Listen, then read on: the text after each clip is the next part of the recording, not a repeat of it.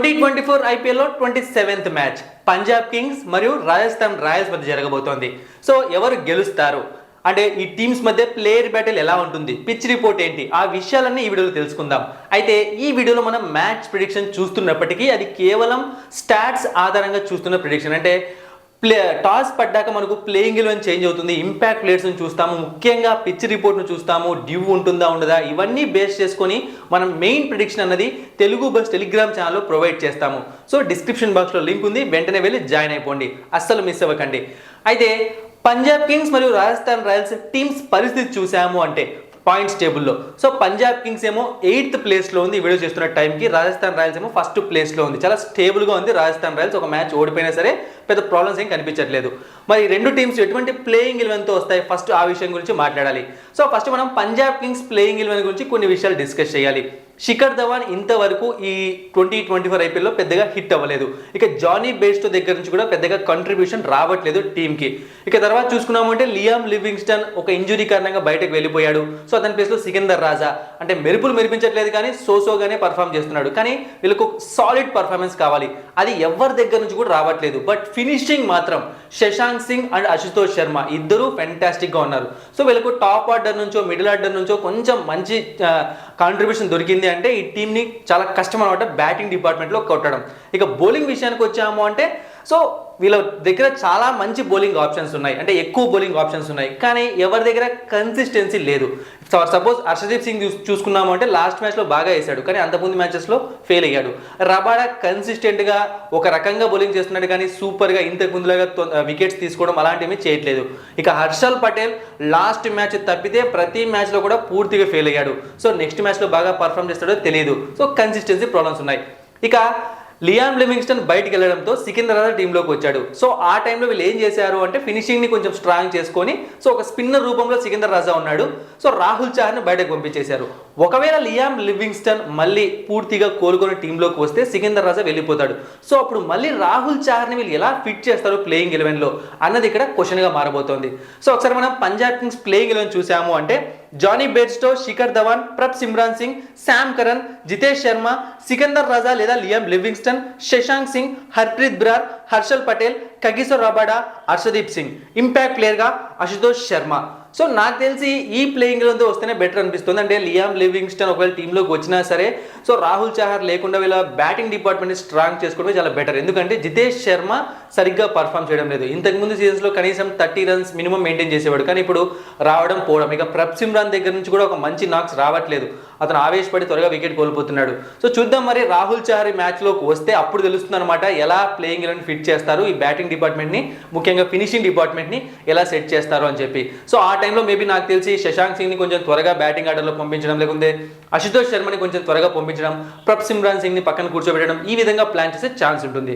ఇక నెక్స్ట్ మనం Punjab Kings team against Rajasthan Royals IPL ఎలా పర్ఫామ్ చేశారు అంటే ఇప్పుడు ప్లేయింగ్ 11లో ఉన్న వాళ్ళు ఒకసారి చూసాము అంటే శిఖర్ ధవన్ 24 ఇన్నింగ్స్లో 679 రన్స్, జానీ బేర్స్టో 5 ఇన్నింగ్స్లో 157 రన్స్, ప్రప్ సిమ్రాన్ సింగ్ 2 ఇన్నింగ్స్లో 69 రన్స్, శామ్ కరన్ 7 ఇన్నింగ్స్లో 102 రన్స్ 8 వికెట్స్, సికందర్ రాజా 1 ఇన్నింగ్స్ 1 రన్ వికెట్స్ ఏం తీసుకోలేదు, జితేష్ శర్మ 3 ఇన్నింగ్స్లో 109 రన్స్ చేశాడు, 54.5 యావరేజ్ మెయింటైన్ చేస్తున్నాడు అగైనెస్ట్ రాజస్థాన్ రాయల్స్. ఇక శశాంక్ సింగ్ ఎప్పుడు ఆడలేదు, అశుతోష్ శర్మ ఎప్పుడు ఆడలేదు, Harpreet Brar 2 innings 1 wicket, Harshal Patel 10 innings 18 wickets, Kagiso Rabada 7 innings 12 wickets, Harshdeep Singh 7 innings 15 wickets.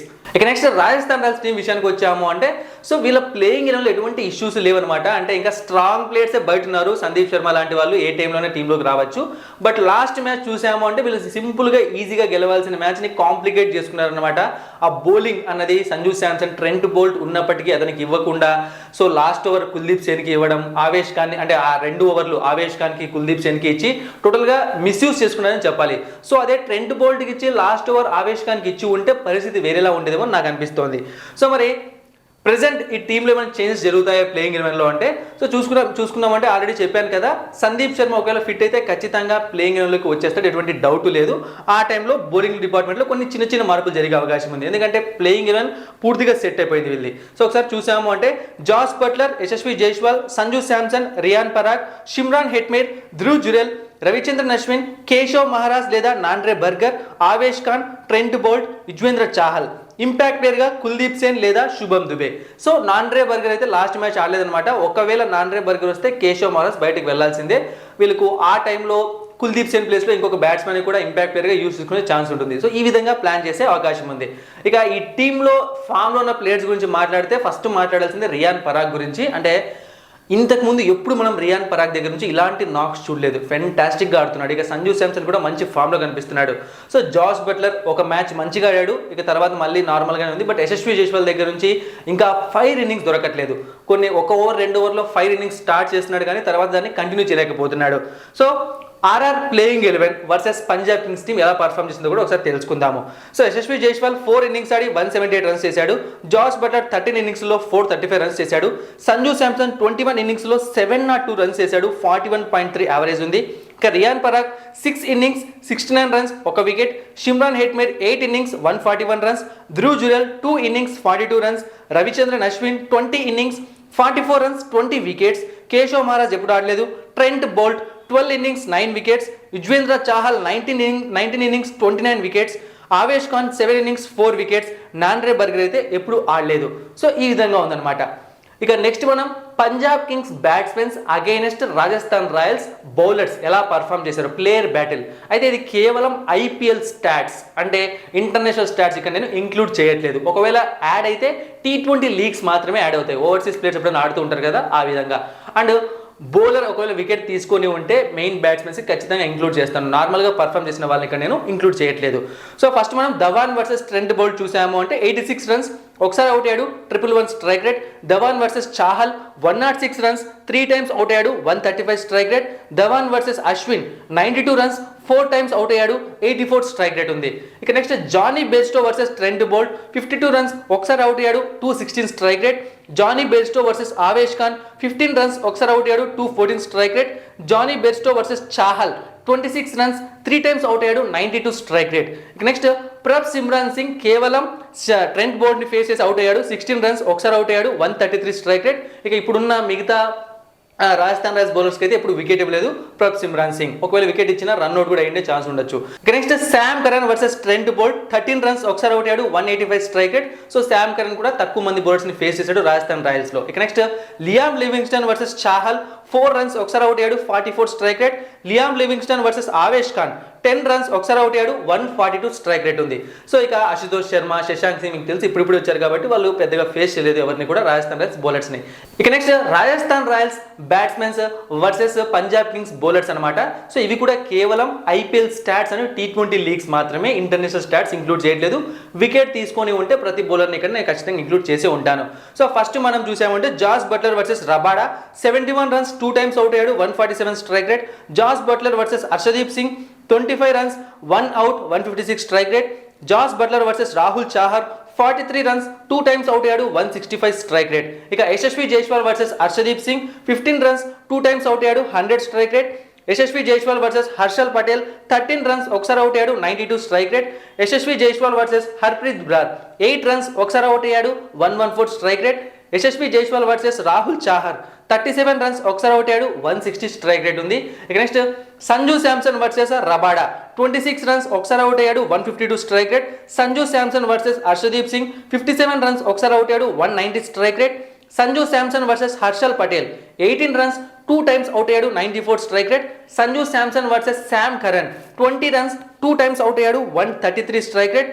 Sanju Samson versus Rahul Chahar 56 runs, 2 times out అయ్యాడు, 155 స్ట్రైక్ రేట్. ఇక next Shimron Hetmyer Sam Curran bowling లో 45 రన్స్, ఒకసారి అవుట్ అయ్యాడు, 250 స్ట్రైక్ రేట్. ఇక మిగతా వాళ్ళు అంటే ఉన్న వాళ్ళని ఎప్పుడు ఫేస్ చేసినా వికెట్ అయితే ఎప్పుడు ఇవ్వలేదు షిమ్రాన్ హెట్మేర్.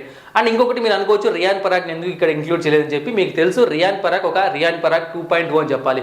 సో ఇంతకుముందు చాలా మంది బౌలర్స్ దాంట్లో అవుట్ అయినప్పటికీ ఇప్పుడు అతని బ్యాటింగ్ డిపార్ట్మెంటే మారిపోయింది. అంటే బ్యాటింగ్ డిపార్ట్మెంట్ మీన్స్ అతను ఆడుతున్న విధానమే మారిపోయింది. సో అందుకే అతన్ని ఇక్కడ ఇంక్లూడ్ చేయలేదు.